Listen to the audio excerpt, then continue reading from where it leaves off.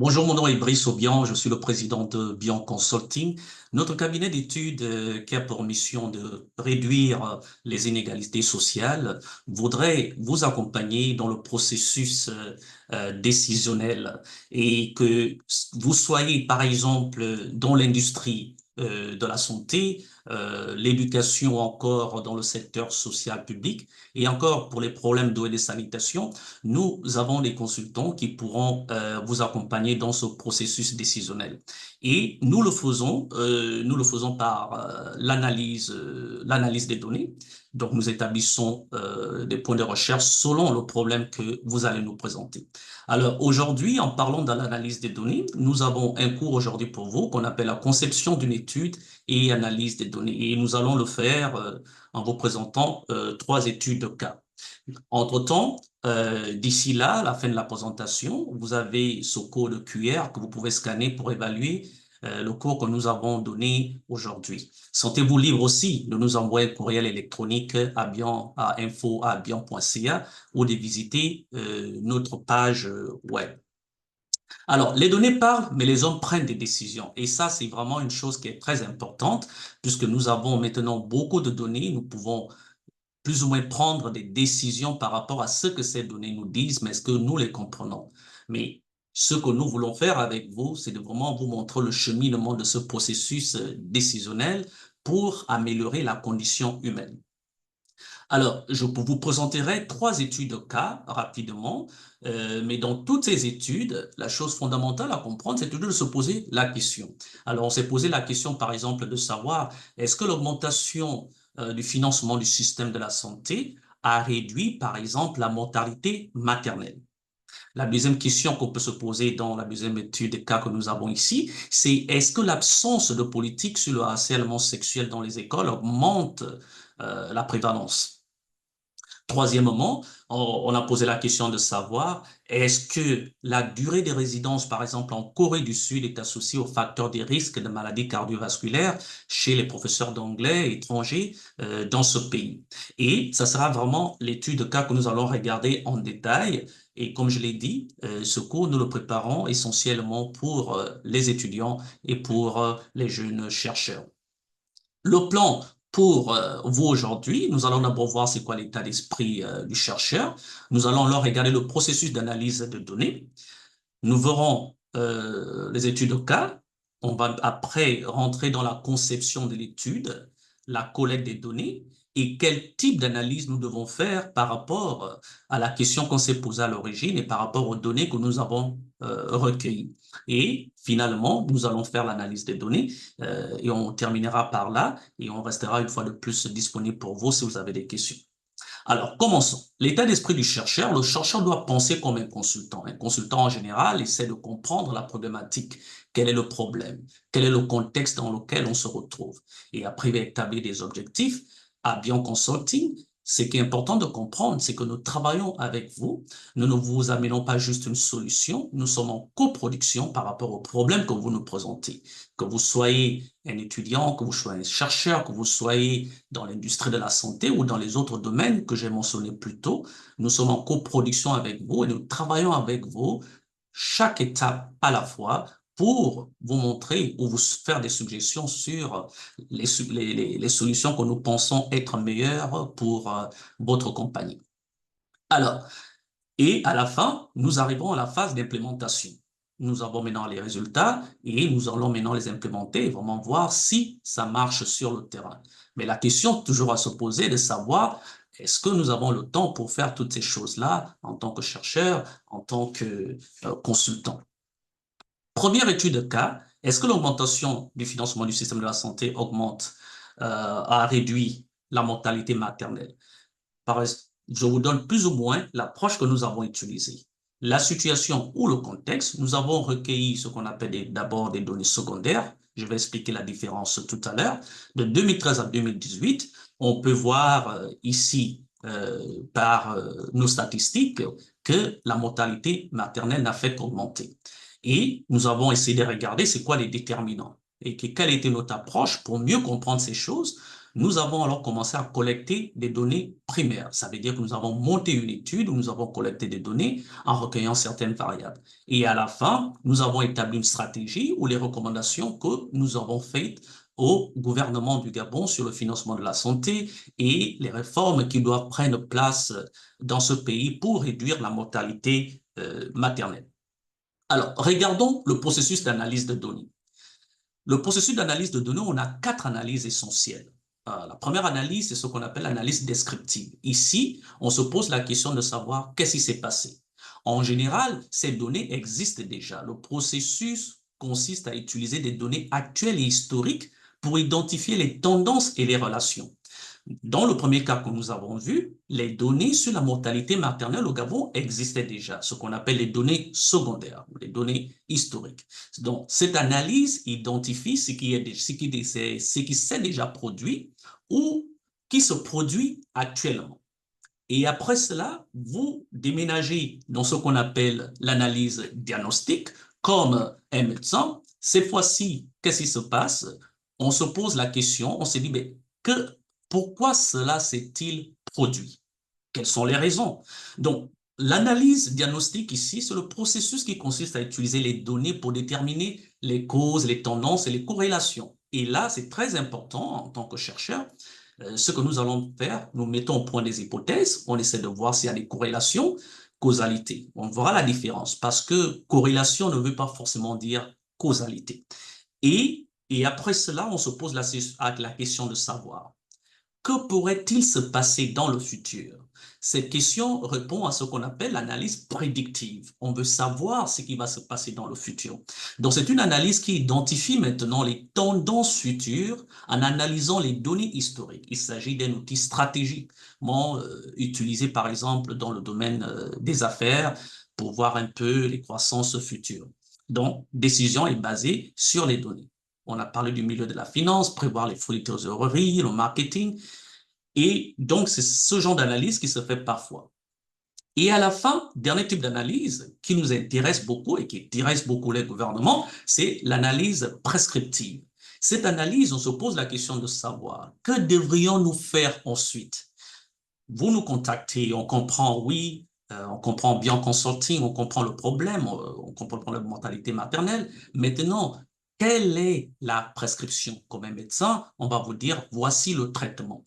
Donc, ça permet de faire des recommandations pour l'avenir, une étape finale de la partie analytique de notre processus ici. Donc, ça intègre vraiment tous les aspects des autres analyses dont on a parlé au début, ça veut dire l'analyse descriptive, l'analyse diagnostique et l'analyse prédictive. Alors, maintenant, regardons la suite ici. Regardons la deuxième question expérimentale. L'absence de politique sur le harcèlement sexuel dans les écoles augmente-t-il sa prévalence? C'est une étude qui est en cours en date d'aujourd'hui. Cette vidéo est enregistrée au mois de juillet 2024. Ça dépend à quel moment vous allez la regarder. Et peut-être qu'au moment où vous allez la regarder, vous aurez maintenant la publication de nos recherches là-dessus. Nous avons des données préliminaires sur cette question. Et ici, nous avons pris par exemple un exemple au Gabon. On a fait la même étude dans différents pays africains, notamment le Gabon, le Tchad, le Rwanda, le Burundi, le Congo.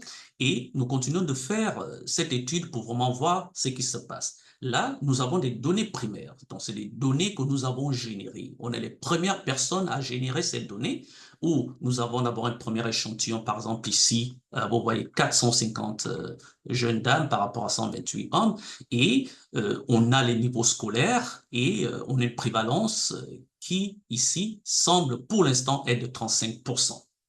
Et à partir de cela, vous vous posez alors les questions de savoir, est-ce qu'il y a des raisons à cela? On a parlé au début de corrélation. Est-ce qu'il y a une raison? C'est quoi les hypothèses? À chaque étape de votre recherche, de votre analyse, posez-vous souvent des questions. A-t-il des corrélations? Quelles sont les hypothèses que j'ai? Est-ce qu'il y a causalité? Alors, maintenant, de façon pratique, et c'est l'étude avec laquelle nous allons progresser jusqu'à la fin de notre présentation aujourd'hui, c'est la question de savoir si la durée de résistance de résidence en Corée du Sud est associée au risque de maladies cardiovasculaires. Alors, ici, il est important de comprendre le contexte. Quel est le contexte ici? C'est que la plupart des étrangers originaires d'Europe et d'Amérique du Nord sont des professeurs d'anglais, du moins ce qui est observé en Corée du Sud. En parlant des professeurs d'anglais, la Corée du Sud a une politique assez claire. Seuls 7 pays peuvent enseigner l'anglais en Corée du Sud. Nous parlons du Canada, États-Unis, Royaume-Uni, la Nouvelle-Zélande et l'Afrique du Sud. Qu'est-ce que cela veut dire? Ça veut dire que quand vous montez une étude comme celle-ci, vous ne pouvez prendre que des personnes ressortissantes de ce pays. Si vous avez une personne qui est par exemple originaire du Tchad, mais qui parle très bien anglais, mais comme le Tchad n'est pas dans cette catégorie de pays, vous ne pouvez pas alors échantillonner les personnes qui viennent du Tchad. Il est important de comprendre que votre échantillon doit être spécifique. Si vous décidez par exemple de ne regarder que les femmes, vous dites je ne regarde que les femmes et vous choisissez par exemple l'âge que vous recherchez. Mais là encore, on le verra avec les variables parce que la donnée de l'âge est une donnée qui est très très importante et qui est aussi associée à certains facteurs. Numéro 3, on observe aussi un nombre très élevé de maladies, des risques de maladies cardiovasculaires. Donc, c'est quoi ces risques? Et là, c'est important qu'en tant que chercheur, vous fassiez vos recherches, ce qu'on appelle la revue littéraire. Donc, c'est quoi les facteurs associés, par exemple, au risque de maladies cardiovasculaires? On parle de l'obésité, du diabète, l'hypertension, cigarette et l'activité physique. Alors, qu'est-ce que cela veut dire concrètement? Cela veut dire que quand vous allez faire votre conception de recherche, quand vous allez dessiner votre plan de recherche, ce sont des variables que vous devez mesurer. Vous devez alors mesurer l'obésité, le diabète, l'hypertension. Pourquoi? Parce que nous savons, selon la revue littéraire, que ce sont des variables qui sont associées au risque de maladies cardiovasculaires. Quelle autre variable devrait être mesurée? Évidemment, la durée des résidences en Corée du Sud. Pourquoi? Parce qu'on soupçonne que plus on reste longtemps en Corée du Sud, plus nous avons peut-être les risques de développer les maladies cardiovasculaires. Mais est-ce vrai? Nous allons alors regarder cela. Alors, conception de l'étude, 3 grandes étapes importantes ici. La première étape, c'est le plan de votre étude où vous avez la question expérimentale.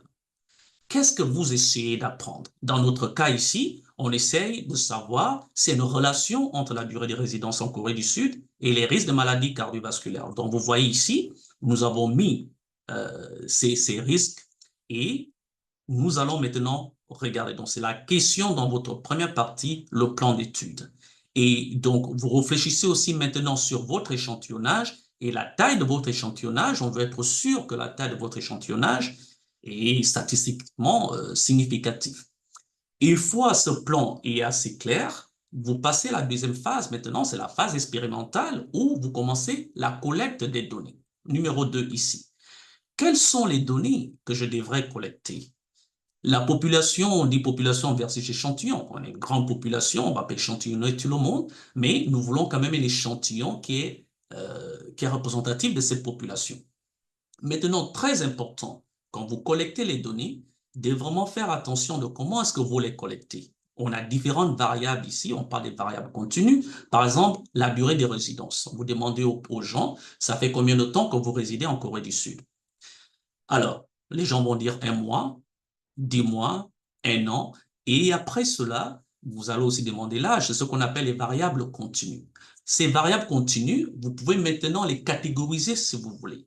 Mais un conseil que je vous donne, avec certaines variables, gardez-les en continu et mettez-les en catégorie par après. La chose la plus importante, rappelez-vous de ceci, quand vous avez terminé de collecter vos données, c'est le nettoyage des données. Et cela va vous prendre, de mon expérience, 70 à 90% de votre temps. Parce que si vos données ne sont pas bien nettoyées, ne sont pas bien rentrées et que vous ne pouvez pas clairement les analyser, vous aurez beaucoup d'erreurs et beaucoup de casse-tête. On a les variables dichotomiques. Là, on parle de homme-femme. 2 catégories, présence d'une maladie ou pas. Est-ce que la personne a le diabète? Oui ou non?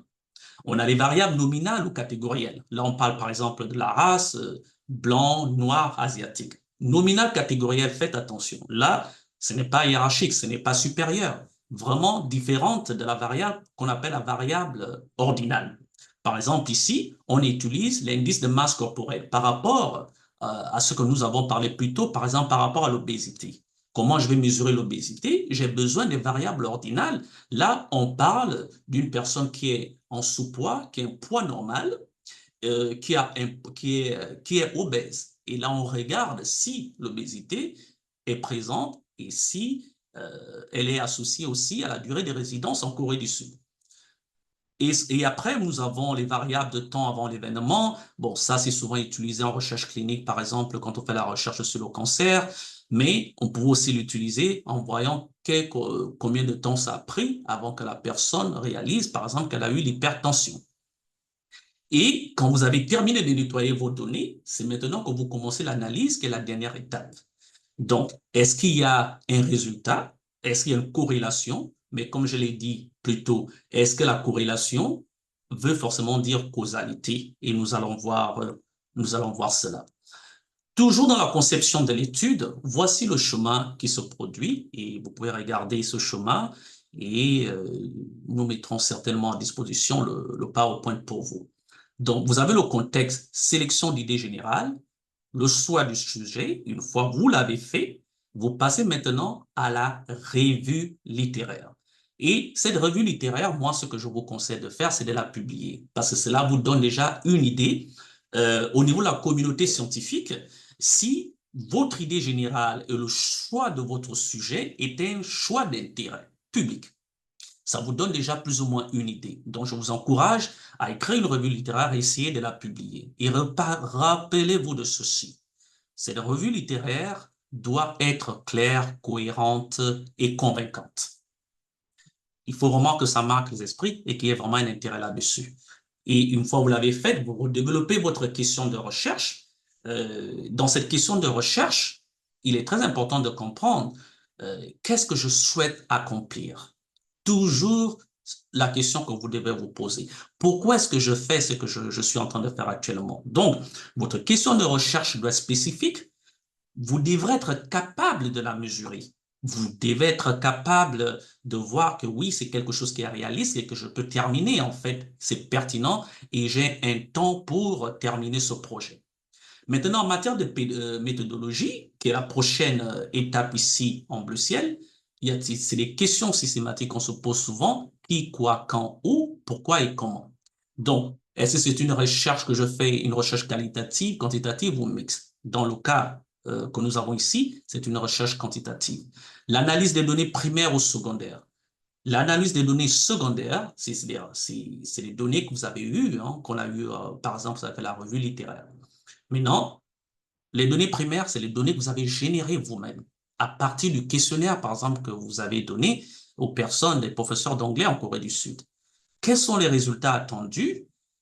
Comment est-ce que je partage la connaissance, peut-être par les publications ou par des symposiums ou assister à des conférences? Avoir toujours un budget et un calendrier pour être sûr de terminer votre projet, parce que la question qu'on s'est posée au début, c'est de savoir est-ce que j'ai le temps de terminer ce projet? Alors, voici maintenant le design qui a été fait. On a parlé de la durée de résidence dans un pays, on a aussi parlé, on n'a pas parlé de la langue coréenne, mais on l'a mis dans le secteur de la culturation. Ça veut dire qu'on s'adapte à un nouveau milieu. Et le fait de s'adapter à un nouveau milieu, est-ce que c'est associé au risque de maladies cardiovasculaires ici que nous avons mentionné? Et nous avons dit, bon, peut-être qu'il y a d'autres variables. Vous voyez, j'ai ajouté d'autres variables à partir de la revue littéraire où on parle de la culturation alimentaire qui est sans doute associée à cela. Donc, maintenant, on va vérifier si ces autres variables qui n'étaient pas dans le projet initial, mais par la recherche littéraire, me montrent qu'il y a peut-être une corrélation là-dessus. Alors, regardons la collecte de données. Nous avons, je vais passer très vite ici, puisque j'ai déjà expliqué plus ou moins c'est quoi les données primaires, secondaires. Il y a aussi les données tertiaires, mais là, il s'agit beaucoup plus des index, des dictionnaires ou des encyclopédies. Alors, donc, regardons notre collecte des données sur le même chemin que nous avons au début. Plan d'études, collecte des données, analyse des données. Alors, rentrons dans les détails ici. Ici, on a fait la première collecte de données. Vous regardez par exemple votre histogramme ici en matière d'âge qui varie. Vous avez la moyenne d'âge de 33 ans, vous avez le genre ici, homme-femme, le niveau d'éducation, vous avez le statut matrimonial. Alors, la question que je vous pose et que je répondrai moi-même, y a-t-il un problème sur ce diagramme-là, sur ce résumé ici? Oui, on voit qu'il y a un écart ici, une seule personne ici qui a 20 ans, mais le reste des gens sont, on va dire, 30 ans et plus. Et donc, cette séparation-là cause souvent des problèmes au niveau de l'analyse. Donc, moi, dans ce genre de cas, si je n'ai qu'une seule personne complètement séparée et qui ne se retrouve pas sur l'histogramme, comme vous le voyez ici, en général, moi, je vous conseille d'enlever cette personne dans votre étude statistique. Ça risque de causer des problèmes inutiles au niveau de l'analyse. Alors, regardons maintenant le choix du type d'analyse de l'étude. Vous avez collecté les données. Maintenant, quel type d'analyse je dois faire? Ici, c'est un tableau qu'on pourra rendre à votre disposition si vous voulez. Vous avez juste besoin de nous envoyer un message. Donc, le résultat que je cherche, est-ce que c'est un résultat où les variables sont continues? Les variables explicatives, là, on parle maintenant, par exemple, on va par exemple parler de l'âge. On va peut-être parler du niveau d'obésité. Et quelle estimation je dois faire? Est-ce que c'est la différence des moyennes? Est-ce que je calcule le coefficient de corrélation? Donc, dépendamment de ce que vous cherchez et des variables impliquées et comment est-ce que, une fois de plus, je vous le dis, vous devez nettoyer vos données et cela vous permet, une fois bien nettoyé, de faire une analyse claire. Et donc, vous voyez par exemple ici, si nous continuons dans l'analyse des données ici, vous allez voir quel type d'analyse nous avons choisi de faire selon les données que nous avons reçues. Maintenant, cela, vous pouvez enregistrer, prendre une photo de cette page, nous demander. Il y a 6 étapes dans l'analyse des données que vous devez faire ici. La première étape, vous devez indiquer l'estimation d'intérêt. Je vais vous expliquer qu'est-ce que c'est.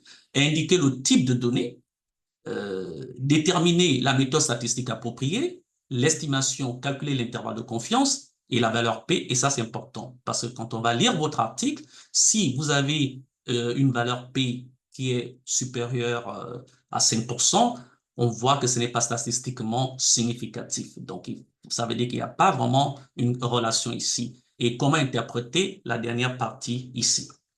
Alors, regardons maintenant notre étude. Nous voyons aussi les facteurs de risque ici. L'hypertension, on voit ici aux alentours de 11%, alors les femmes 16%, les hommes 30%. Vous voyez, la valeur P est ici 0,02%, donc clairement inférieure à 5%. Donc, elle est statistiquement significative. Le fait d'avoir le diabète ici n'est pas associé. Il n'y a pas une relation ici. Fumer, il semble avoir une relation très forte.